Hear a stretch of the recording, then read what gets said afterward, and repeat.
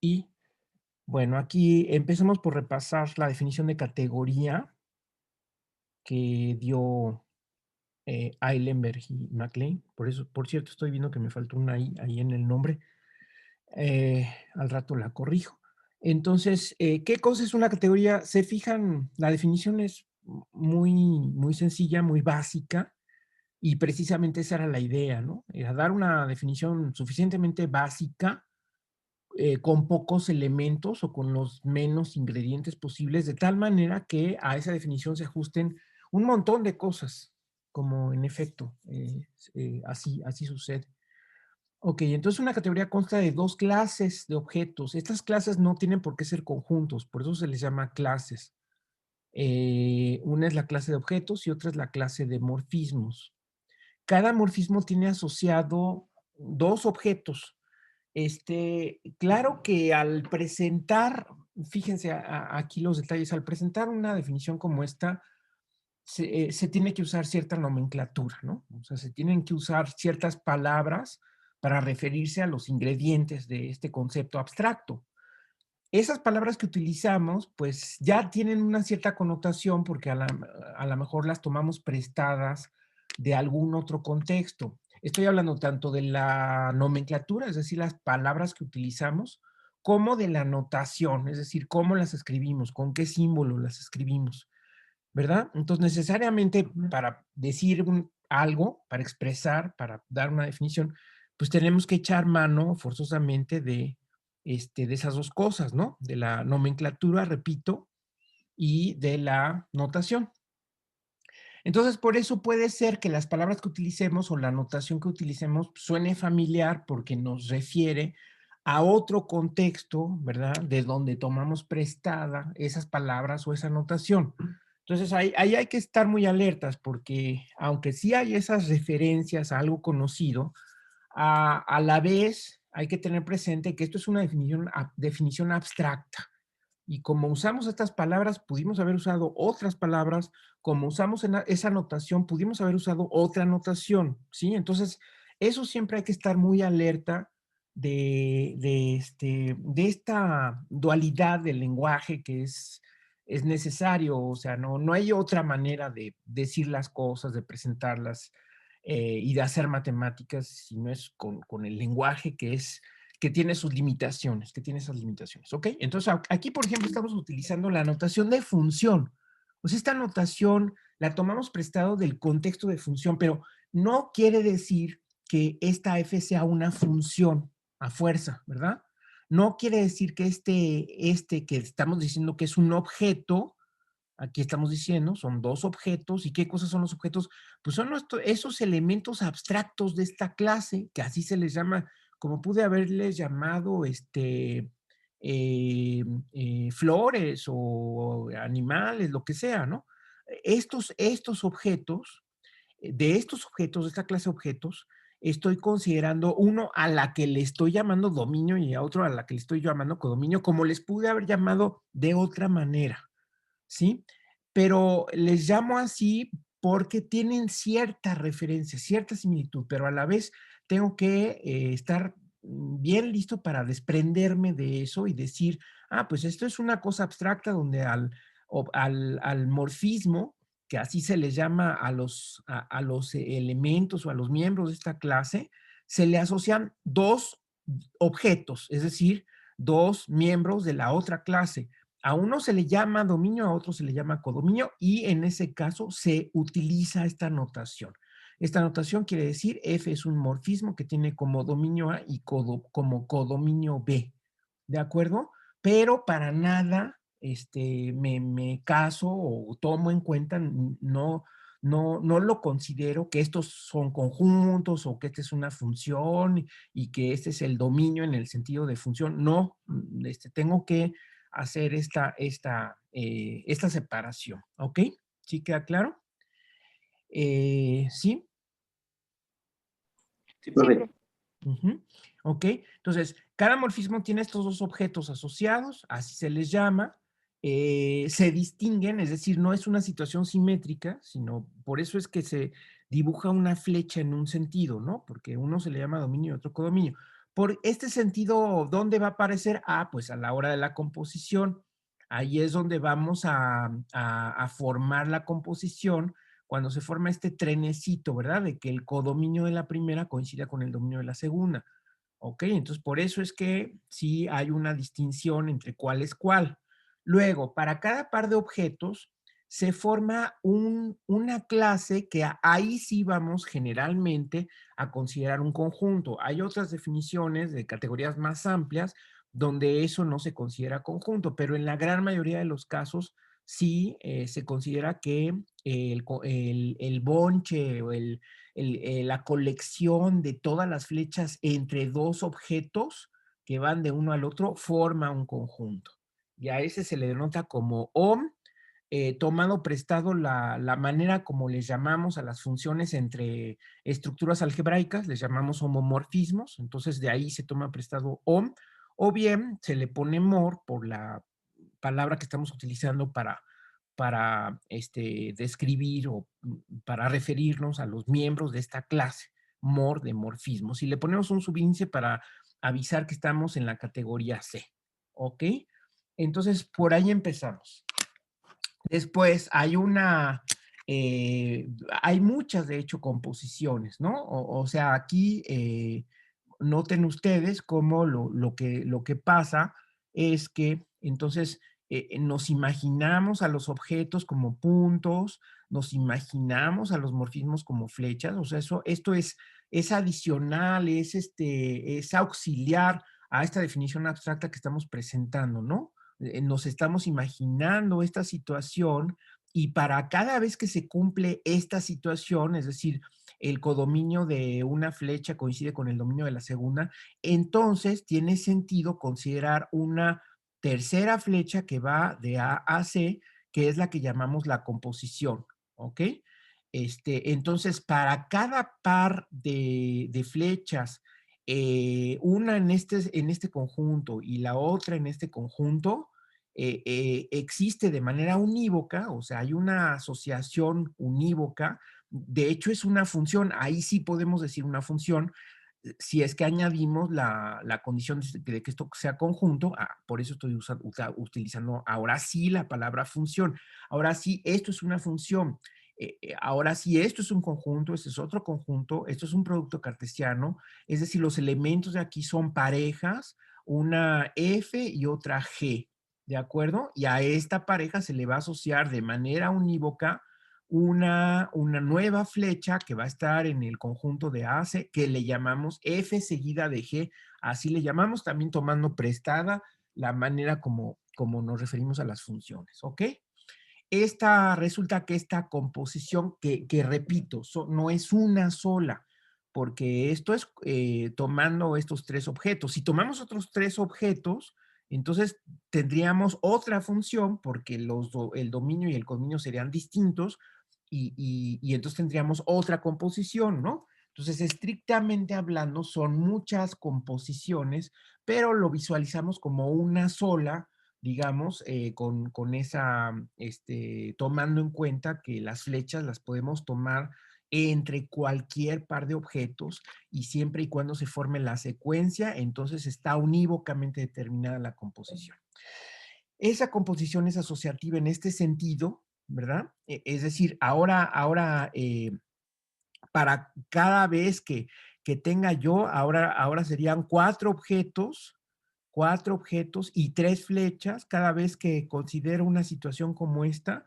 Entonces, puedo primero asociar los dos primeros y luego componer esta con esta, porque con lo que dije anteriormente, le tocaría una composición a esta con esta, y entonces ya me quedaría, pues finalmente una sola flecha de aquí a acá, componiendo esta con esta. Pero también puedo, por otro lado, componer la primera anaranjada con esta segunda, ¿verdad? Entonces, lo que dice la propiedad asociativa es que si dadas estas tres flechas con estas características, primero componemos las primeras dos y luego la tercera, o bien componemos la primera con la composición de las otras dos, nos da la misma flecha final de aquí a acá. Y eso es, pues, una propiedad asociativa como también estamos acostumbrados a expresarla con otro tipo de operaciones, como la suma y el producto, ¿verdad? Finalmente, la última propiedad es que si yo tengo que cada objeto de todos los objetos que están en la categoría tiene una flecha de él a él, porque así como hay bonches o colecciones o conjuntos de flechas entre dos objetos, en particular yo puedo tomar el mismo objeto. Del mismo objeto al mismo objeto también hay una colección de morfismos. Bueno, entre esa colección hay uno distinguido, hay uno que se distingue, que es la identidad, ¿no? Digamos que le puedo poner color amarillo. Esta identidad resulta que cuando yo la compongo con una flecha que sale, me da la misma flecha que sale. Y cuando la compongo con una flecha que entra, me da la misma flecha que entra. Y eso sucede para cualquier objeto, ¿verdad? Aquí el objeto es A y por eso estoy hablando de la identidad en A, ¿no? Este es el objeto A y esta es la identidad en A con esa propiedad, ¿verdad? Es una propiedad universal porque es para cualquier objeto, existe este morfismo distinguido y la propiedad que tiene ese morfismo distinguido es universal porque es para cualquier flecha que salga o bien cualquier flecha que entre. Ok, entonces, ¿alguna pregunta sobre la definición de categoría? No, profe. Bueno, eh, muy bien. Diego, ¿queda claro esta definición? ¿Alguna pregunta? Te pregunto a ti porque No, no, no la profe. habías visto antes. No, bueno, no, creo que no. Ok, ahora tenemos ejemplos, los más familiares. Por supuesto que tenemos la categoría de conjuntos. Lo más usual, pues es en los textos en inglés, pues se les pone la palabra en inglés. Entonces, set tiene como, aquí voy a poner de un lado los morfismos, bueno, los objetos, o sea, son los objetos, y los morfismos, ¿no? Entonces, una categoría, cuando yo presento o me refiero a una categoría, tengo que decir quiénes son los objetos. En este caso son conjuntos y los morfismos son funciones. Ahora, ¿qué cosa es un conjunto? Bueno, pues es una entidad abstracta, primitiva, que se ajusta a la axiomática de Zermelo-Fraenkel. Eso es un conjunto. Entonces, la axiomática de Zermelo-Fraenkel, añadiéndole el axioma de elección, como les había dicho, usualmente, va generando ciertos objetos que se llaman conjuntos. Y lo que conecta a esos conjuntos son las funciones. Y en efecto, nada más refiriéndonos a cuál es la clase de objetos y cuál es la clase de morfismos, también se cumplen las demás propiedades. Es decir, hay una composición de funciones y hay una función identidad para cada conjunto. ¿Ok? Pero también en todos los casos algebraicos, por ejemplo, en los grupos, aquí tenemos los grupos y tenemos lo que llamamos homomorfismos, le voy a poner así nada más abreviado, de grupos. ¿Ok? En particular podemos tomar puros grupos abelianos. Entonces, bueno, tomamos los grupos abelianos como objetos y tomamos los homomorfismos de grupos abelianos. Es decir, aquí en esta parte de la definición de los morfismos, en estos casos estamos considerando que parte de la estructura de los grupos o de los grupos abelianos o de los espacios vectoriales, de una vez voy a poner aquí espacios vectoriales, y aquí pongo transformaciones lineales, ¿verdad? Por cierto, por supuesto puedo tomar R módulos, bueno, aquí son K espacios vectoriales y aquí son R módulos y homomorfismos de R módulos. Y puedo considerar anillos ring son anillos y homomorfismos de anillos. Estas son los contextos, las estructuras que hemos estado viendo en el curso, ¿no? Entonces, por eso empiezo con esas.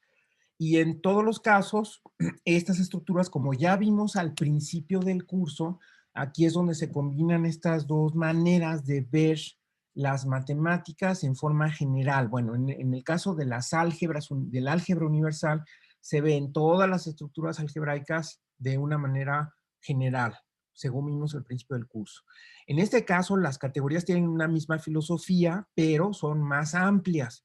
Las categorías sirven para ver todas las matemáticas, no solamente el álgebra. Ahorita voy a poner otros ejemplos. Todas las matemáticas de manera general. Entonces, bueno, aquí en esta tabla, lo que estamos escribiendo son nada más las puras clases de objetos y de morfismos. Noten ustedes que en el caso de la primera categoría, que es la categoría de conjuntos, pues es la más primitiva, la que tiene conjuntos y funciones, y todas las demás son más ricas, tienen más estructura, pero todas se basan, los objetos se basan en conjuntos con algo más. Son álgebras universales, es decir, tienen conjuntos con operaciones, con ciertas operaciones, pero el primer ingrediente que forma estas estructuras es el de conjunto. Por lo tanto, los homomorfismos, es decir, lo que visualizamos como flechas que conectan a los objetos, son funciones con algo más. Ese algo más, ¿qué cosa es? Pues es un homomorfismo de álgebras universales, es decir, son homomorfismos que respetan las operaciones correspondientes, como ya vimos al principio del curso, ¿no? Entonces son homomorfismos de grupos abelianos, transformaciones lineales, homomorfismos de remódulos y homomorfismos de anillos. En todos estos casos, ya teniendo bien claro primero cuáles son las clases de objetos y cuáles son las clases de morfismos, eso es lo primerito. Entonces, lo segundo, pues es ir checando las propiedades que tengo aquí. Por supuesto que la primera y la segunda, pues son, en este caso, casi podríamos decir triviales, porque justamente una función sabemos que tiene ahora sí su dominio y su codominio. Acuérdense que una función se define como un cierto tipo de relación entre dos conjuntos, y una relación entre dos conjuntos es un subconjunto, se define como un subconjunto del producto cartesiano A cruz B, con lo cual previamente debía haber definido el producto cartesiano, que es un conjunto de parejas ordenadas, con lo cual previamente debía haber definido lo que es una pareja ordenada, ¿no? Y así se va construyendo en teoría de conjuntos lo que es una función. A final de cuentas, cuando llego al concepto de función, debe quedar claro cuál es el dominio, que es un conjunto, y cuál es el codominio, que es otro conjunto, y entonces se forma el conjunto, puedo formar el conjunto de todas las funciones. De hecho, aquí el conjunto de todas las funciones entre dos conjuntos se denota, perdón, aquí se denota el conjunto de todas las funciones, nada más como nota de pie de página, se denota así, como una exponencial. Bueno, eso es una notación usual. Es decir, en este caso, el conjunto de las funciones que van de A en B, este conjunto, o sea, este sería el OM en set, en la categoría set, entre A y B. En la categoría set es una notación bastante usual del conjunto de todas las funciones que van de A B. ¿Ok? Y de hecho, pues sí, es un conjunto, y eso se deriva de los axiomas de Zermelo, ¿no? Entonces, eso es un conjunto. En el caso de las otras estructuras, pues también estos van a ser conjuntos, porque de hecho van a ser subconjuntos de o sea, los homomorfismos de grupos son ciertas funciones que van entre dos grupos, es decir, ciertas funciones entre los conjuntos que definen los grupos o los grupos abelianos, etc. Entonces, todos estos también resultan ser conjuntos, ¿no? Que sería lo primero que tengo que checar aquí, que esto forma un conjunto, que están unívocamente definidos el dominio y el codominio, y que esto forma un conjunto.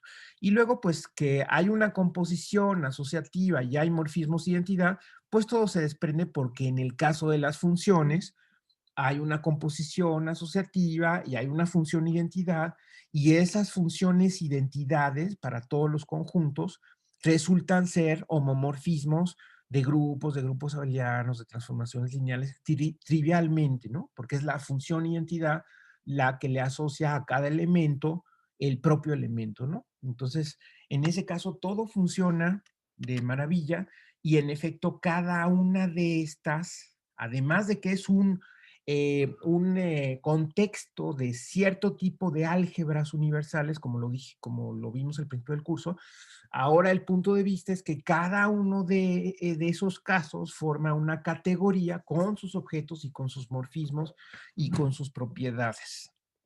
¿Ok? ¿Sí se entiende? Sí, profe.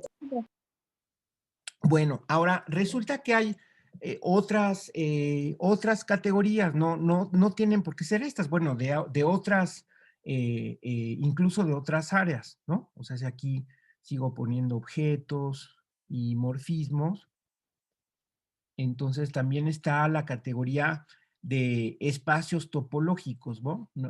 Bueno, aquí lo pongo acá el nombre, es la categoría de espacios topológicos. Aquí me quedarían las funciones continuas.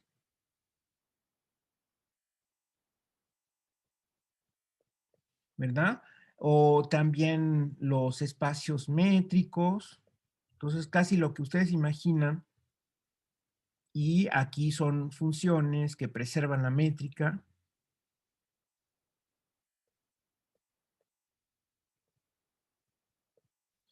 O pueden poner gráficas, por ejemplo.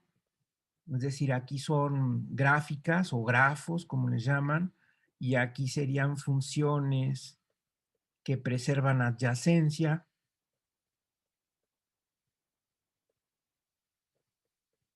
Etcétera, ¿no?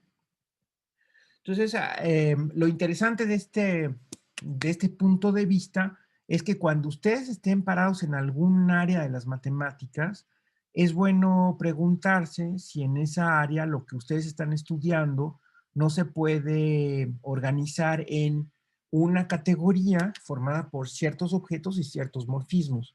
¿Cuáles morfismos? Pues los adecuados a esa categoría, porque generalmente si los objetos están basados en conjuntos, los morfismos están basados en funciones, entonces hay que agregarle algo más a las funciones. ¿Qué es lo que hay que agregarle? Pues en ciertos casos es muy sencilla la respuesta, a lo mejor en otros casos no lo es tanto, pero la idea, la filosofía siempre es funciones que preserven las características de los objetos en cada caso. Entonces, en este caso, en estos ejemplos, ya me estoy saliendo del álgebra y pues ya voy a otras áreas de las matemáticas, y también se pueden considerar las categorías correspondientes. ¿Ok? Me dicen, por favor, si tienen algún comentario.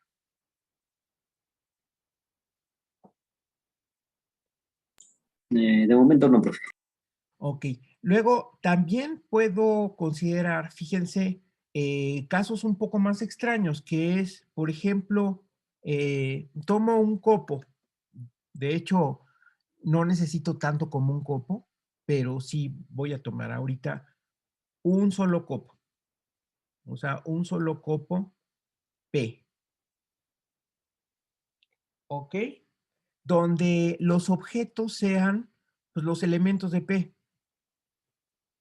Estos son los elementos de P.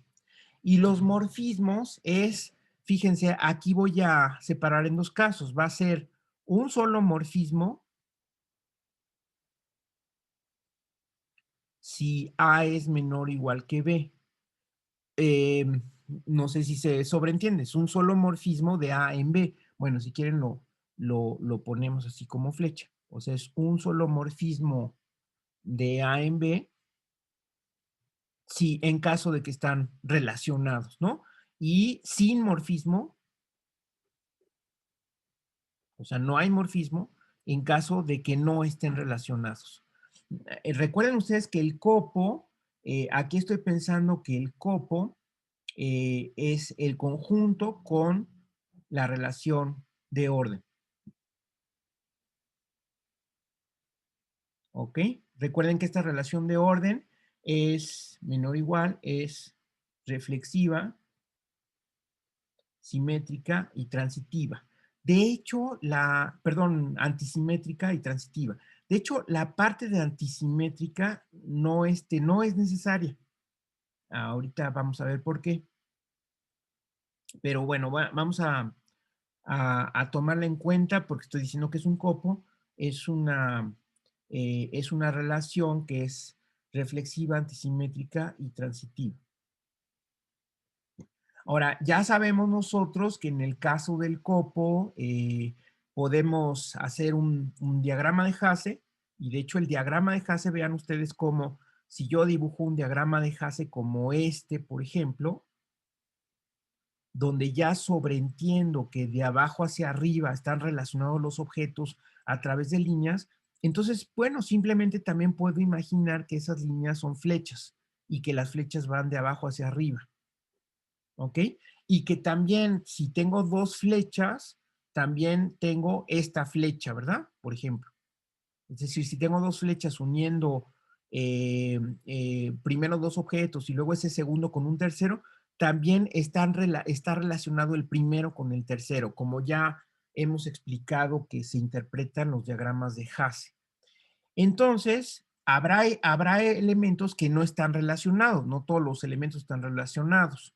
Bueno, los que no están relacionados, pues simplemente se sobreentiende que no tienen morfismos, ¿ok? Por ejemplo, en este dibujo, estoy haciendo el dibujo pensando que este objeto y este no están relacionados. Bueno, entonces en ese caso, el conjunto de morfismos entre estos dos objetos es vacío, lo cual se vale porque lo único que dice la propiedad de que la colección de todos los morfismos entre los objetos sea un conjunto, pues no excluye al conjunto vacío. Es decir, recuerden, se vale el conjunto vacío, es un conjunto, como lo dicen los axiomas. Entonces, esto puede ser vacío. Y ese es el caso de esta categoría donde estoy un copo viéndola como una categoría, donde los elementos, los elementos del copo son los objetos y los morfismos del copo es un solo morfismo en caso de que están relacionados, además con una cierta dirección, lo cual recuerden que esto quiere decir que este es su dominio y este es su codominio, y no hay morfismos si no están relacionados. Y resulta pues que es una categoría, es decir, que cumple las propiedades de categoría. Entonces, ¿sí queda claro ese ejemplo? Sí, Sí, Ok, profe. y aquí noten ustedes de que no se necesita que sea simétrica. Es decir, de hecho, aquí déjenme ponerles, aquí, de hecho,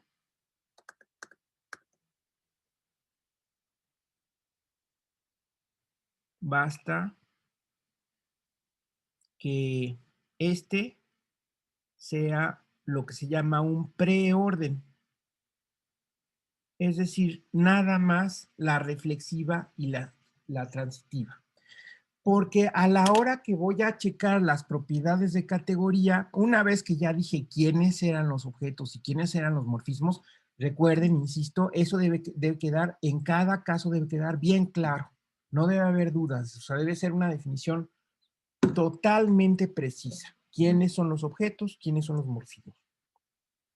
Una vez que ya tengo eso, entonces ahora me pregunto, ¿hay una composición?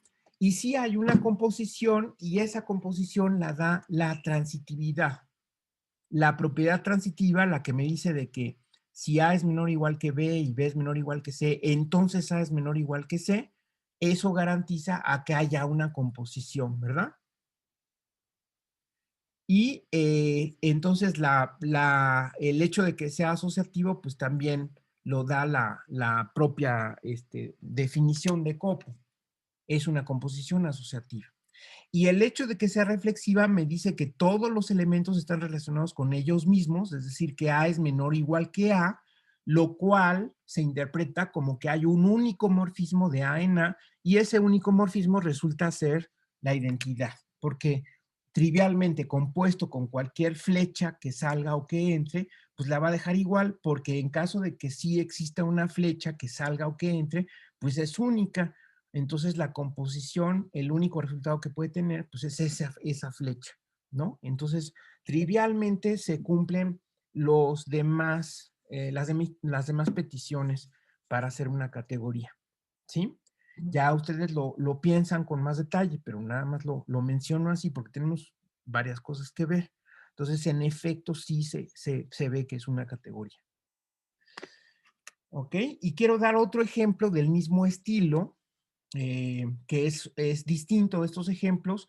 Primero ejemplos, bueno, digamos el ejemplo básico, después ejemplos algebraicos, ejemplos de otras áreas, y estos ejemplos, digamos, un poco más extraños, donde un solo preorden es una categoría, y el otro ejemplo es de que un solo grupo que tenga su operación y por supuesto su elemento neutro, ¿no? Recuerden que es su operación y aquí el elemento neutro que le podemos llamar E. ¿Ok? Y bueno, de hecho, tienen también el grupo sus inversos, ¿no? O sea, cada elemento del grupo tiene sus inversos. Pero de hecho, basta con ser monoide. Es decir, si se acuerdan, que sea monoide es que la operación es asociativa y E es neutro. Nada más. Es decir, no estamos pidiendo inversos. Entonces, en este caso, tengo que decir quiénes son los objetos y quiénes son los morfismos. Y resulta que los objetos es un solo objeto. Le pueden llamar igual que el grupo, pero es un solo objeto. ¿Ok? Y los morfismos ahora son los elementos del grupo G.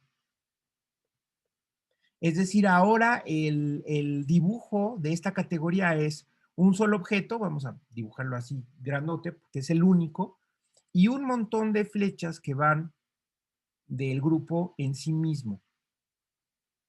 Todas las flechas van del objeto en el mismo objeto. Le estoy llamando G, pues porque es el que tengo a la mano, ¿no? Pero le puedo llamar como yo quiera, ¿no? Le llamo igual, llamo G. Y todos los elementos, si les llamo X, Y, etcétera, a los elementos, este es X, este es Y, este es Z, y uno de ellos es el elemento neutro. Entonces, ese elemento neutro va a ser la identidad del grupo, en el sentido de interpretarlo como una flecha que va del objeto en el objeto, es un único objeto. Entonces, por eso es que voy a tener primero la definición precisa de quiénes son los objetos, un solo objeto. ¿Quiénes son los morfismos? Los elementos del grupo. Y todos esos elementos los considero como flechas que van del único objeto al único objeto. ¿Ok? Entonces, que exista una propiedad, una composición, pues la composición es precisamente la operación que tengo. La composición es la operación estrella. Es decir, si yo hago esta operación, ahora la voy a tomar como composición. Ahí ya pueden ustedes ponerse de acuerdo quién va primero y quién va después. O sea, si esta operación la interpreto como que primero tomé X y luego tomé G, entonces esto lo tomaría como X compuesta con Y. ¿Sí? O bien, pues para no cambiar el orden, pues pueden tomar que esto sea X compuesta con Y, es decir, X compuesta con Y, y como estamos acostumbrados a ver las funciones, eso querría decir Y seguida de X. Pero creo que lo más natural sería esto, es decir, si escribimos de izquierda a derecha la operación del grupo, estamos como que tomando X y esa X operándola con Y en ese sentido. Entonces, si las vemos como flechas, sería primero X y luego Y, aunque esto tenga el orden contrario. ¿Ok? Y entonces, quiere decir que es asociativa, la composición es asociativa. Y si yo opero cualquier elemento de ambos lados con el elemento neutro, pues me da el mismo elemento, ¿no? Y E es el morfismo identidad, ¿no? Que así le llamamos en general a esos morfismos distinguidos que nos pide la propiedad.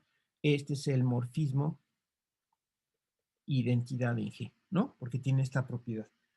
Entonces, bueno, este es otro ejemplo, nada más nos sirve y vean ustedes cómo no necesitamos que haya inversos, lo único que necesitamos es que haya composición, es decir, que la operación sea asociativa, que exista la composición, que es la operación binaria, que sea asociativa, es la petición que aparece en el caso del monoide, y que exista un neutro que va a ser la función identidad. Y es todo lo que necesitamos. No necesitamos que haya inversos. ¿Ok? Entonces, por eso aquí basta con tomar cualquier monoide. Entonces, cualquier monoide se puede tomar como una sola categoría. Un solo monoide es una categoría. Bueno, muy bien. Entonces, no sé si haya preguntas sobre estos ejemplos de lo que puede ser una categoría. No, no hay dudas, profe. Muy bien. ¿Los demás? ¿Todo bien? Sí, Y bien. bueno, yo sí, solo para, a lo mejor para aclarar Sí, un dime. poquito, en el ejemplo del grupo, al Sí. decir que los elementos de G estamos considerando como dominio al mismo, bueno, por ejemplo, en este caso el mismo X y codominio igual al X o solamente a G. Es No. que, Los elementos que aquí hemos llamado X, Y, Z por ponerles una notación usual, esos son los morfismos. Esos son los morfismos. Los que hemos llamado X, Y, Z y el propio E, esos son los morfismos. Entonces, en el caso de X, por ejemplo, si lo ves como una flecha, como un morfismo, iría del objeto en el objeto, del único objeto en el objeto. Ahora, aquí le puedes llamar G al objeto, pues nada más para acordarte que lo construiste a partir del grupo G, o le puedes llamar de otra manera, ¿no? Como tú quieras, porque es un único objeto, le puedes llamar como quieras, ¿no? Entonces, si le llamo G, igual como se llama el grupo, entonces cada elemento lo tomaría como una flecha que tiene como dominio G y como codominio G. Acuérdate que el dominio y el codominio son objetos, los tienes que tomar de la bolsa de objetos, pero en esta bolsa nada más hay uno solo, que es G, ¿ok? Entonces el dominio y el codominio es G, y los morfismos son los elementos de G. ¿Sí está bien? sí, gracias. Ujú. Bueno, muy Profe, bien. Entonces, esto es una categoría, como se pueden dar cuenta, hay un panorama muy amplio, ¿ok? Bueno, entonces lo siguiente que les quiero contar es sobre los tipos de morfismos, que también es bastante familiar. Bueno, esto ya lo voy a poner en este color. profe, disculpe. Dime.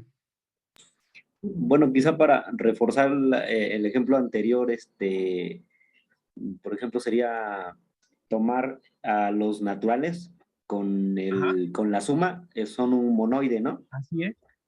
Y entonces, pues ahí la G, bueno, son los naturales, o sea, tomar los naturales, y entonces ese es el único objeto del cual usted estaba diciendo que nada más tiene un objeto, que son de Así todos los es. naturales, digamos, y Así es. los morfismos son los números, ¿no? O sea, por ejemplo, el 2 el 3 son morfismos, y entonces, verlos como, si lo vemos así como funciona, así como en trenecito, pues se puede poner, por ejemplo, de los naturales a los naturales, tomamos un número y si ponemos otra vez a los naturales, pues ya sería, pues digamos, la suma de ellos y eso sería Así su es. composición.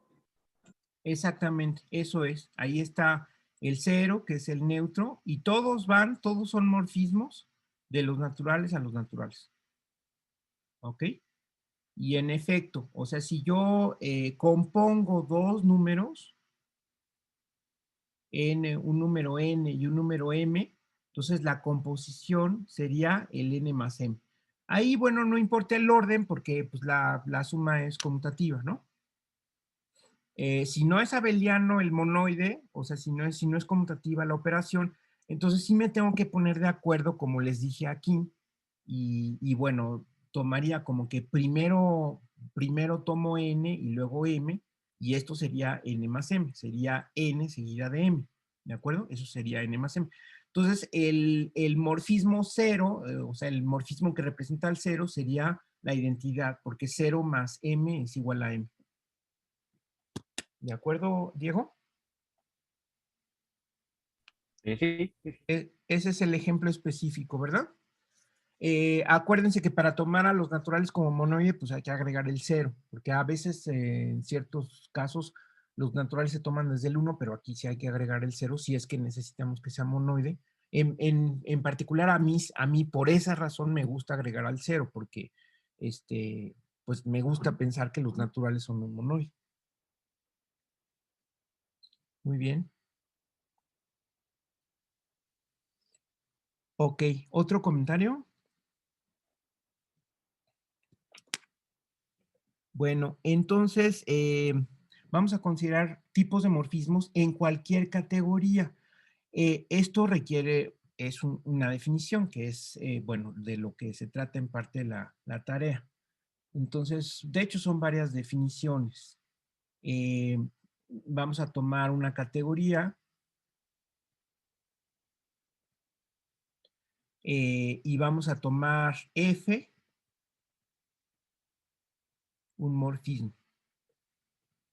Fíjense que me estoy saltando, ¿no? Algunas cosas, por ejemplo, ya sé que en la categoría está la clase de objetos, le llamo O subíndice C, la clase de morfismos, le llamo M subíndice C, F es un elemento, ¿no? Es decir, aquí me salto todo eso y ya sé, o sea, ya sé que la categoría consta de los objetos y los morfismos, ¿verdad? Ya sé que A y B son objetos, ya sé que F es un morfismo, ¿no? F es un morfismo de la categoría, que A es el dominio de F y que B es el codominio de F. O sea, toda esta información me la salto porque ya con esta frase ya sé que se da todo esto, ¿de acuerdo? Entonces, esa es la ventaja de considerar esa notación, pues que ya me la sé, la puedo tomar como referencia muy rápida de todo lo que sucede. De nuevo, no quiere decir que sea una función a fuerza, porque estoy tomando una categoría. Entonces, precisamente los ejemplos que les puse, los últimos, son para que vean que no tengo por qué asumir que los objetos son conjuntos y que y que las flechas son a fuerza funciones, ¿verdad? ¿Ok? Entonces, bueno, pero bueno, dada una categoría y un morfismo, primero, F se llama monomorfismo.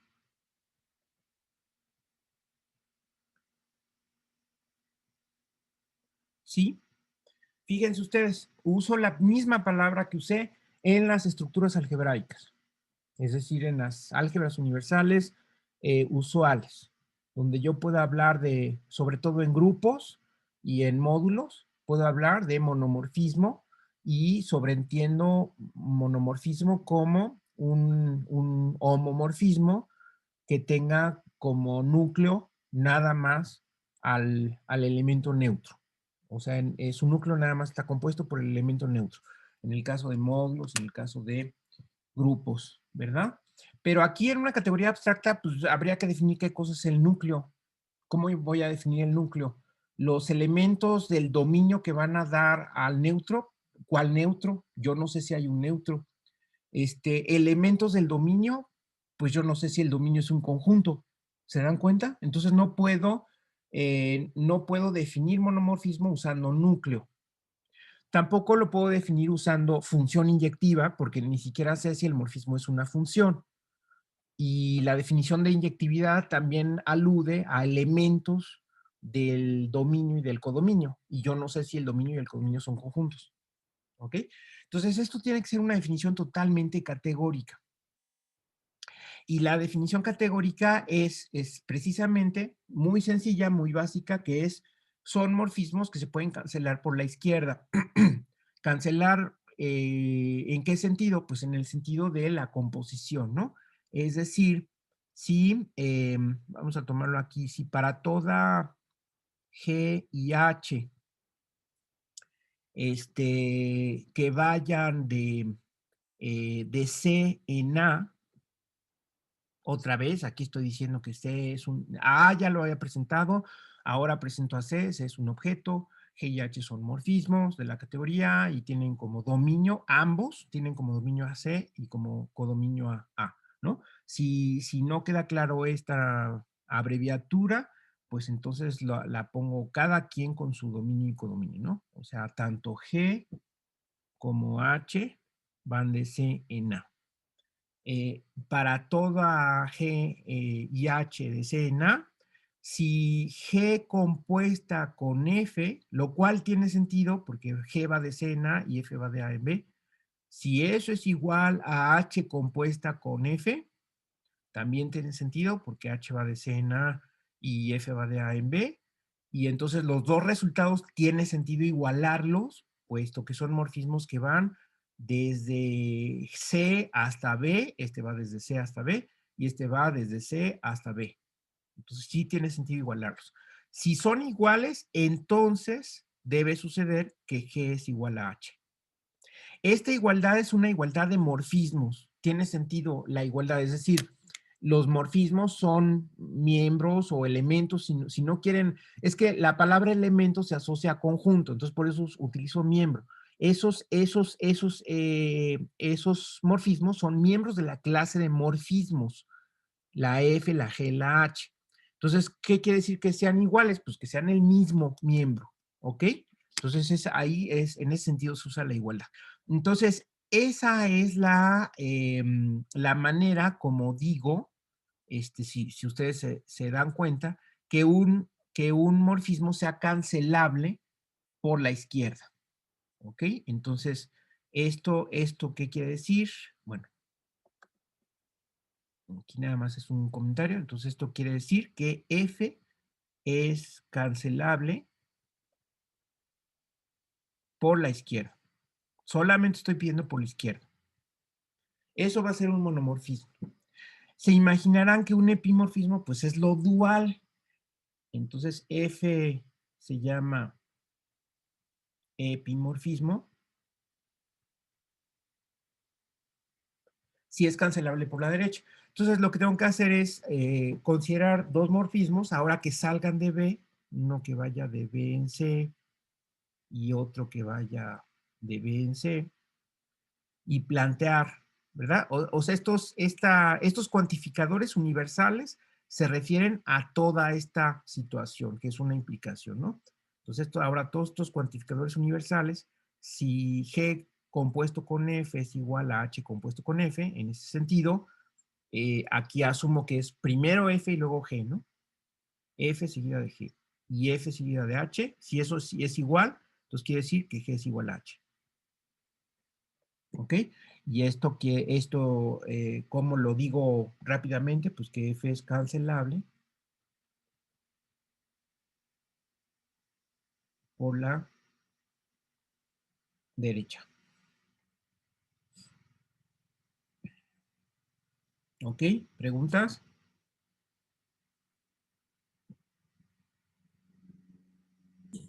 No, profe. Bueno, y de una vez, si se cumplen las dos cosas, digo que es un bimorfismo. F es un bimorfismo si es mono y epi. Bueno, aquí son abreviaturas. En vez de decir monomorfismo, puedo decir mono y epi. Por cierto que aquí hay otra mnemotecnia que a mí me sirve mucho, que es para que me acuerde cuál es cancelable por qué lado. Aquí uso la mnemotecnia que dice todos los monos son zurdos. Entonces está divertida pues porque mono, pues me imagino ahí un chimpancé o cualquier otro tipo de mono, y que sean zurdos, pues es que usen la mano izquierda, pero así me acuerdo que son los monomorfismos los que se cancelan por la izquierda, ¿no? Entonces esta mnemotecnia me sirve mucho, sobre todo si luego nos confundimos cuando hay justamente un concepto y su dual, pues luego es fácil que se nos crucen los cables, como dicen, y entonces ahí hay que usar ciertas mnemotecnias para acordarnos cuál es cuál. Entonces, si se cumplen las dos propiedades, es decir, si es cancelable tanto por la izquierda como por la derecha, se llama dimorfismo. ¿Ok? Y luego hay otras definiciones categóricas que también tienen que ver hacen referencia a cosas que conocemos de nuestras estructuras algebraicas conocidas, como los grupos, los módulos, los anillos, que es que tengan inversos, que tengan función inversa, ¿no? De hecho, un isomorfismo va a ser un morfismo que tenga función inversa. ¿Inversa respecto a qué? Respecto a la composición, ¿no? Pero esa definición de que tenga, bueno, no puedo decir función, porque no necesariamente es una función, pero es morfismo inverso, ¿no? O sea, un morfismo se va a llamar isomorfismo si tiene morfismo inverso. ¿Inverso en qué sentido? Pues en el sentido usual, cuando decimos función inversa, nada más que aquí decimos morfismo inverso, pero ese es la misma definición con respecto a la composición. Entonces la voy a escribir. Pero antes de escribir la definición de isomorfismo, que expresa que el morfismo tenga inverso por ambos lados, pues también se puede parcializar la definición. Entonces, en vez de decir que tenga morfismo por los dos lados, pues nada más digo que tenga morfismo por un lado. Entonces, F va a ser sección si existe una G al revés de vena. Recuerden ustedes que en la presentación F de A en B, un morfismo, es general. O sea, de esta F estoy hablando en todos los casos. Entonces aquí, si F va de A en B, aquí pido que exista una de G de B en A, tal que F seguida de G es la identidad en A. ¿Ok? Es decir, tiene inverso, en pocas palabras, F tiene inverso por la izquierda.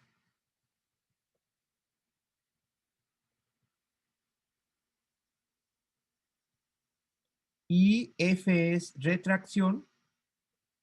Y estas palabras, por cierto, se toman prestada de la topología. Si existe una G de B en A, pero ahora que sea inverso por la derecha. Es decir, esto va a ser la identidad en B. ¿Ok? Entonces, esto, en pocas palabras, F tiene inverso, o sea, morfismo inverso por la derecha. Y ahora sí, finalmente, que es isomorfismo. F es isomorfismo. Si a la vez es sección y retracción. Entonces, es decir, si hay un inverso por la izquierda y un inverso por la derecha. ¿De acuerdo? Y en ese caso, bueno, en ese caso, los que existen también tienen sus propiedades. Fíjense ustedes que si yo tengo una sección, el morfismo que existe resulta, por la definición que sigue, una retracción. O sea, están como emparentadas o van juntas, ¿no? La sección y la retracción. Una es sección y otra retracción. Es decir, es algo así lo podemos simbolizar como, bueno, sí, con ese color. O sea, esta es una sección. Si existe otra, tal que esta composición es la identidad. O sea, la composición así. Esta es la identidad. ¿Ok? Esa es una sección. Entonces, bueno, de hecho el mismo dibujo me sirve para ambas cosas, ¿no? O sea, si pasa una cosa así, bueno, de hecho la puedo dibujar así. La puedo dibujar la roja y la verde de regreso, ¿no? Tal que esta composición sea la identidad. Entonces, la de arriba resulta ser una sección, la roja, y la verde resulta ser una retracción. ¿Ok? Si la primera que se aplica en la composición, o sea, esto quiere decir que es la identidad, bueno, si quieren, de hecho, lo puedo poner para que todo quede en un mismo dibujo. Aquí están los dos objetos y aquí esta es la identidad, ¿no?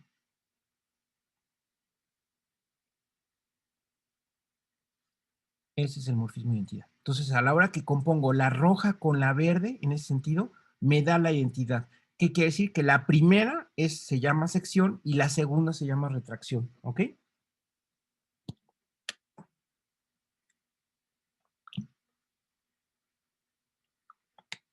Ahora, si las dos composiciones dan la identidad, es decir, si la roja seguida de la verde es la identidad y también la verde seguida de la roja es la identidad, ¿qué quiere decir? Que la roja es sección y retracción y la verde también es sección y retracción. Es decir, ambas son isomorfismos y de hecho ambos son isomorfismos inversos entre sí. Bien, entonces tengo estas seis propiedades. Ahora, lo que es usual, por ejemplo, es pensar en nuestros contextos usuales, por ejemplo, un isomorfismo en espacios vectoriales, incluso en módulos, en grupos, un isomorfismo que es aquel que tiene morfismo inverso, resulta ser bimorfismo, es decir, resulta ser monomorfismo y epimorfismo. Pero en general vamos a tomar en cualquier categoría esas 6 definiciones como totalmente independientes, ¿no? Bueno, hay cierta relación, no son totalmente ajenas, ¿no? Pero en principio podemos pensar, son 6 definiciones, cada definición dice lo propio, ¿verdad? Y ahora nos podemos preguntar, pues, ¿qué relación hay entre ellas? Entonces ahí es donde voy a mostrarles la tarea. Entonces, les comparto la tarea. Bueno, entonces en esta tarea la puse para el viernes pensando en que tengan tiempo de mandármela y de que yo les mande la retroalimentación el fin de semana, porque recuerden que el lunes a más tardar tiene que ser el tercer examen para Iracema y Diego. Juan Manuel ya no es necesario que presentes el examen. Claro, si lo quieres presentar, está bien, ¿no? Pero tiene que ser el lunes a más tardar porque las actas se entregan esa misma semana. Entonces debo tener tiempo. Entonces por eso es que la estoy poniendo para el viernes, para que le entreguen el viernes y yo los retroalimente. En el caso de la pregunta 1 y 2 son justamente lo que vimos en clase, ¿no? O sea, es la equivalencia entre módulo finitamente generado, es decir, que existe un conjunto finito de generadores, y esta propiedad, ¿no? Recuerden que si la suma de una familia de submódulos da M, pueden extraer una subfamilia finita, de tal manera que la suma sigue dando M. Esto da pie a la definición de finitamente cogenerado, y el segundo ejercicio, pues, es dualizar el teorema de clase, es decir, trasladar las definiciones que vimos en clase para ver que son equivalentes estas 3 condiciones, ¿no? Ok, y de aquí en adelante ya las preguntas, la 3, la 4, bueno, la 4 ahorita la defino, pero digamos la 3, la 6 y la 7 y la 8 y la 9, de hecho todas, excepto la que se refiere a objetos iniciales y terminales, que son la 4 y la 5, que ahorita lo vamos a ver en lo que resta del tiempo, pero todo lo demás ya lo podría resolver porque se refiere a epimorfismos Ahorita vemos, de hecho, el 3, lo comentamos porque es un ejemplo muy destacado. Pero, por ejemplo, el ejercicio 6 es ver qué pasa con las definiciones que acabamos de ver respecto a la composición. Entonces, por ejemplo, el inciso A dice, si los dos morfismos son secciones, la composición también es sección. Si los dos morfismos son retracciones, la composición también es retracción. Si son monomorfismos, si son epimorfismos. ¿Sí? De hecho, basta con ver esas 4 porque las otras 2 que me faltan, que son bimorfismo e isomorfismo, pues son conjunción de 2 de las anteriores. Así es que obviamente también si 2 morfismos son bimorfismos, la composición va a ser bimorfismo. Si 2 morfismos son isomorfismos, la composición también lo va a ser, ¿no? Tal vez debía haberlo añadido ahí, pero bueno, es obvio, ¿no? Eh, las demostraciones son muy sencillas, ¿no? Pero es un ejercicio de escritura, sobre todo. Y la B y la C es un poco la recíproca. Es decir, si tienen ustedes una composición que saben que es una sección, entonces parcialmente pueden afirmar que una de ellas es tal definición. Fíjense, si la composición es una sección, lo que pueden decir es que la primera también lo es. O si la composición es un monomorfismo, el primero también lo es, pero nada más eso pueden afirmar. Si la composición es una retracción o bien es un epimorfismo, entonces la segunda, segunda en el sentido de la segunda que se aplica, ¿no? O sea, estamos pensando F seguida de G. Entonces la segunda también lo es. Entonces nada más hay que escribir las definiciones y demostrar, ¿no? Vean ustedes que sí hay una relación entre sección y monomorfismo. Una implica la otra, pero no al revés. Toda sección es un monomorfismo, pero no al revés. Toda retracción es un epimorfismo, pero no al revés, ¿no? Aquí tal vez lo que hubiera seguido es dar un contraejemplo, ¿no? Es un poquito más difícil, pero también se los podría incluir también. Es decir, toda sección es un monomorfismo. ¿Qué tienen que hacer? Es tomar un morfismo arbitrario F de A en B, suponer que es una sección, con lo cual ahí está la definición, que existe un inverso por la izquierda, y hay que ver que es un monomorfismo, por supuesto, desde el punto de vista categórico, es decir, hay que ver que se cancela por la izquierda. Entonces hay que plantear 2 cualesquiera morfismos, tales que las composiciones correspondientes son iguales y ver que eso me lleva a que el morfismo se puede cancelar por la izquierda, ¿verdad? Entonces son sobre todo ejercicios de escritura muy divertidos, creo yo, porque lo que tienen las categorías es que son muy básicas. No intervienen operaciones, no intervienen detalles complicados de si me meto a la teoría de grupos o si me meto a la teoría de módulos o si me meto a la teoría de anillos, sino nada más estoy trabajando con puras flechas, puntos y flechas, ¿no? Y si quiero yo, pues puedo armar diagramas, ¿no? Y incluso más adelante se pueden ver diagramas conmutativos, pero nada más no intervienen cosas más complicadas. Entonces, en ese sentido, pues es más sencillo, es más básico, hay menos ingredientes, ¿verdad? Ese es el sabor de la teoría de las categorías.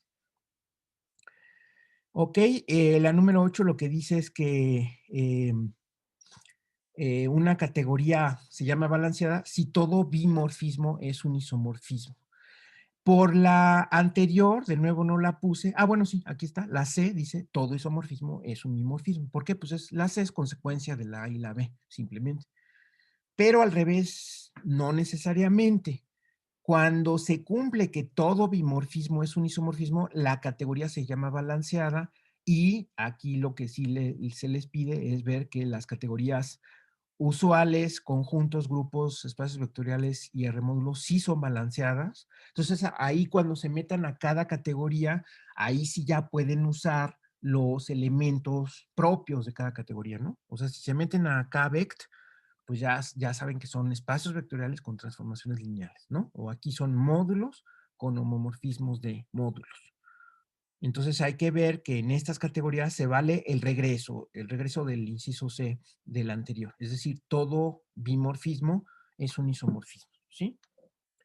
Y resulta que la categoría de anillos no es una categoría balanceada. Entonces, bueno, ahí sí tienen que pensar el contraejemplo, es decir, tomar un morfismo que sea un bimorfismo, pero que no sea un isomorfismo, ¿no? Ahí hay que pensar un poquito más. Siempre en los contraejemplos es pensar un poco más, porque no es el uso de las definiciones. Hay frecuentes casos en que las demostraciones son lo que se llama a pie, o sea, nada más uno escribe las definiciones y ya va saliendo. Pero pensar un contraejemplo ahí sí requiere un poco más de estar buscando, ¿verdad? De estar buscando cosas que conozco, empezando por los casos más sencillos y eso, pues, es un poco más difícil. Entonces, por eso es que ahí les pongo ese inciso un poco más difícil y ya, si no lo encuentran, pues ya les daré un tip después. ¿Sale? Lo mismo se pueden encontrar contraejemplos. Entonces, para encontrar el contraejemplo, tienen ustedes que por ejemplo, aquí, en el caso 8, si digo ring no es una categoría balanceada, tienen que el contraejemplo darlo específicamente, ¿no? O sea, es decir, tomar un morfismo específico que ustedes lo propongan. ¿De qué? Aquí me faltó una I, por cierto, ¿no? Es ring, anillos. Entonces, un homomorfismo entre dos anillos, demostrar que ese homomorfismo de anillos sí cumple la definición de ser bimorfismo, es decir, es sección y es retracción a la vez, ¿sí? Pero no es un isomorfismo, ¿ok? Esa sería la manera como pensaríamos un contraejemplo. Contraejemplos de las recíprocas de la 7 es, por ejemplo, decir una categoría que propongan ustedes y en esa categoría un morfismo específico que sea monomorfismo, pero no sección. Un morfismo específico que sea epimorfismo, pero no retracción. ¿Ok? Ese sería el contraejemplo. ¿Ok? ¿Sí está claro? Entonces, ahí ya casi toda la tarea la pueden resolver. No sé si hay alguna pregunta hasta aquí. No, profe. Yo creo que sí. Bueno, en el caso de, por ejemplo, de R módulos y grupos y que espacios vectoriales, ¿las definiciones de monomorfismos coinciden Sí, o no? sí. Ahí precisamente eso tiene que ver con el inciso A de la pregunta 8. Es decir, aquí, en estos casos, puedes tomar los monomorfismos, se pueden demostrar que los monomorfismos son funciones inyectivas. De hecho, eso permíteme tomar tu comentario y nos regresamos a la pizarra. Ok, entonces, em, aquí viendo estos ejemplos específicos,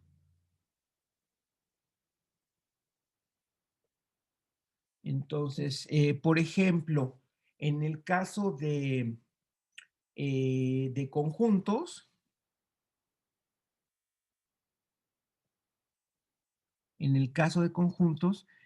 en set, que serían, digamos, de mi lista de ejemplos, recuerden ustedes que estaba la primera categoría, la básica, digamos, la primitiva, y luego venían las categorías algebraicas. Bueno, entonces en la categoría básica coinciden las definiciones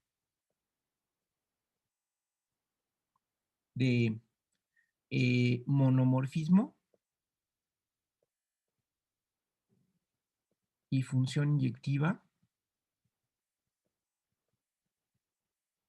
por un lado, y las de epimorfismo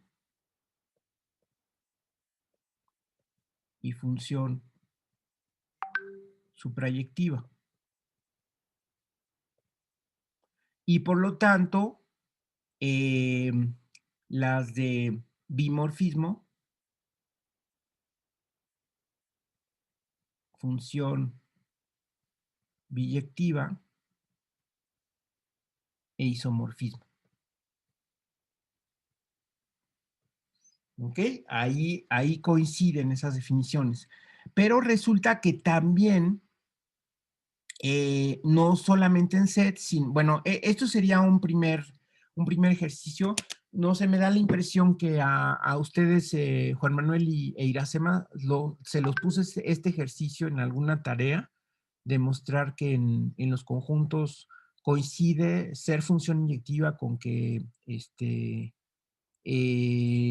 no sé si con que sea monomorfismo o con que sea cancelable.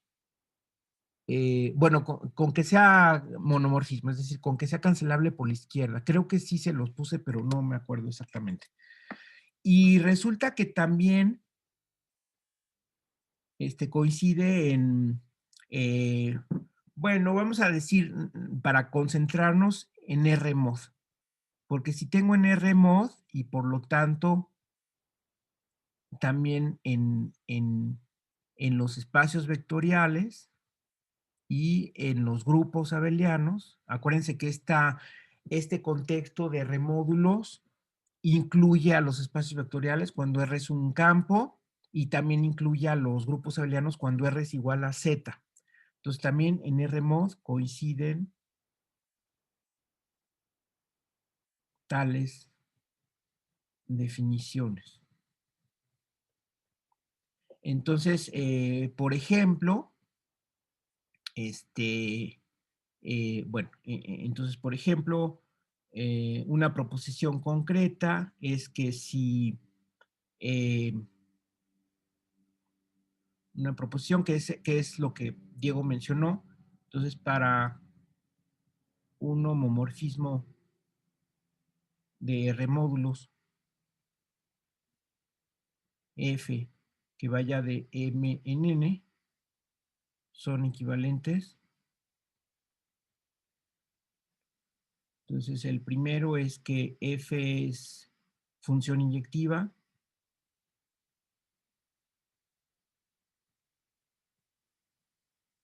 Segundo, F es monomorfismo.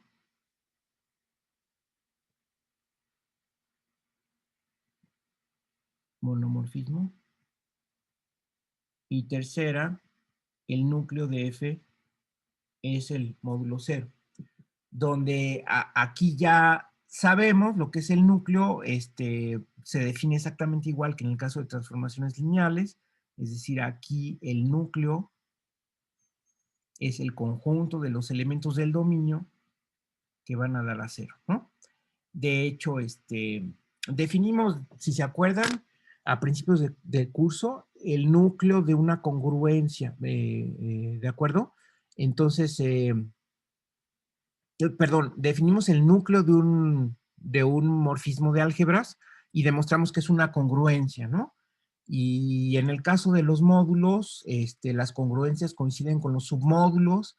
Entonces, el submódulo, como se describe el submódulo que resulta ser el núcleo de un homomorfismo, pues es se traduce en eso, en los elementos que van a dar a cero. Entonces, se pueden demostrar que estas tres condiciones son equivalentes de manera muy sencilla, como se hace en álgebra lineal.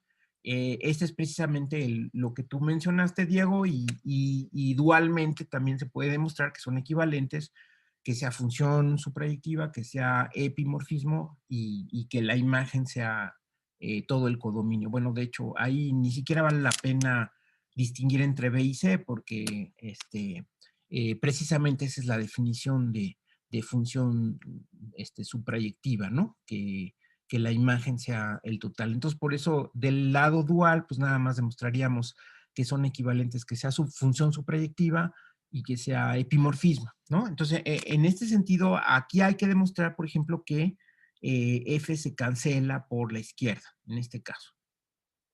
¿Ok?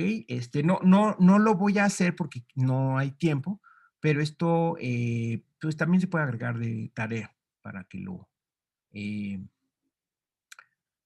lo resuelva. ¿Ok? Y bueno, ahí ya se pueden dar cuenta que también con eso vale para grupos abelianos o para espacios vectoriales. Estas tres condiciones realmente sí son equivalentes. ¿Sí? No sé si esto contestó tu pregunta, Diego. Sí. Ok. Bueno, muy bien. Entonces, esos son los tipos de morfismos. Entonces puede jugar un rato con esta situación. Y como ya se me está acabando el tiempo y quiero también contarles sobre la otra parte de la tarea, pues también está la parte de tipos de objetos. O sea, ya les di ciertos tipos de morfismos, ahora ciertos tipos de objetos en cualquier categoría. Y esto nos lleva a las siguientes definiciones. Entonces, dada una categoría C y un objeto, que también es usual escribir un objeto A de C, también es usual escribir el símbolo de pertenencia y eso lo resumo, lo simplifico. Esto quiere decir que A es un objeto de C, ¿no? Dado un objeto A de C, entonces la primera definición es A se llama objeto inicial si para cada X en C, ahí estoy diciendo, para cada objeto de C existe un único morfismo de A en X. ¿Ok? Y A se llama objeto terminal. Las palabras que utilizo son muy sugerentes. Si para cada otro objeto, bueno, puede ser el mismo, ¿no? Pero por eso lo pongo como una X para nada más hacer referencia a que puede ser cualquiera. Existe un único morfismo de ese otro objeto cualquiera a A. ¿Ok? Es decir, que si nosotros visualizamos la categoría como puntos y flechas, pues sí, como que en el primer caso, la A es un objeto desde el cual existen morfismos a todos los objetos de la categoría y esos morfismos son únicos, ¿no? De este objeto a otro, nada más existe un único morfismo. Entonces, por eso se llama objeto inicial. Y lo dual, pues es que sea terminal, ¿no? Es decir, ahora, en este caso, de cualquier objeto A existe un único morfismo. Y el tercero, pues es la conjunción de las dos y se llama, en ese caso, objeto cero. Objeto cero, si es inicial y terminal a la vez. ¿Ok? Esa es la definición. De nuevo, una definición muy básica porque no requiero, de hecho, no tengo otros ingredientes más que las flechas, los puntos y las flechas, los objetos y morfismos, y en algún caso la composición, pero aquí ni siquiera se utiliza la composición. Entonces me regreso a la tarea y vean ustedes cómo el ejercicio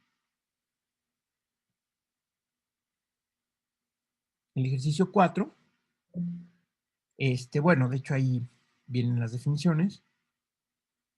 En el ejercicio 4, ahí, como en el caso de los conjuntos, el conjunto vacío es un objeto inicial, pero cualquier objeto con un solo elemento resulta ser un objeto terminal.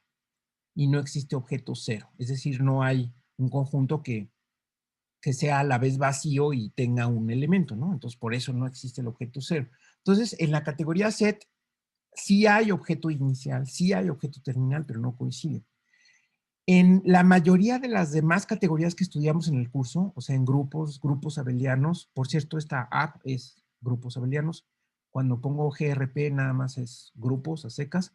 Y en los espacios vectoriales y en los módulos, el objeto cero, o sea, es a la vez inicial y final, es el módulo C, bueno, el conjunto cuyo único elemento es el cero, donde el cero en todos los casos, pues es el neutro aditivo, ¿no? En el caso de grupos, será el neutro con la única operación que hay. Y en los anillos, también fíjense ustedes cómo los anillos como categoría se comporta distinto, ¿verdad?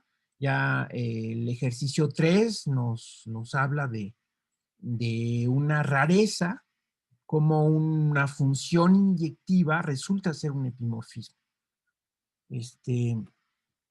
Donde usualmente, como ya lo mencionamos, en las categorías, en las demás categorías, función suprayectiva es sinónimo de epimorfismo. Bueno, en este caso no. Esta función no es suprayectiva, es la inclusión nada más de los enteros a los racionales, pero resulta que sí es cancelable por la derecha. Y otra rareza que tiene la categoría de anillos es que sí tiene objeto inicial, el objeto inicial es Z, y esto tiene que ver con otra tarea donde ustedes demostraron que para cada anillo existe un único homomorfismo de anillos de Z en ese otro anillo, y eso coincide exactamente con la definición de objeto inicial, pues nada más tienen que hacer referencia a esa situación, pero hay que demostrar que no existe objeto terminal. No hay un anillo que tenga el papel de objeto terminal. ¿Ok? Y el inciso D, si ustedes ven un copo como categoría, un objeto inicial es un elemento menor y un objeto terminal es un elemento mayor. Necesariamente es único. ¿Ok? Y ya con eso pueden resolver estos ejercicios y posiblemente les añada este otro que mencioné de los módulos y tal vez estos contraejemplos que también mencioné, y de todas maneras los vamos a seguir tratando en la clase del miércoles y del viernes, que son las dos que nos quedan. Bueno, no sé si hay alguna pregunta al respecto. De mi parte no, profe. Gracias. Yo tampoco, profe. Gracias. Muy bien, entonces nos vemos el miércoles y estamos en comunicación de todas maneras. Sí, profe, que estén bien. Hasta luego. Vaya bien. Hasta luego.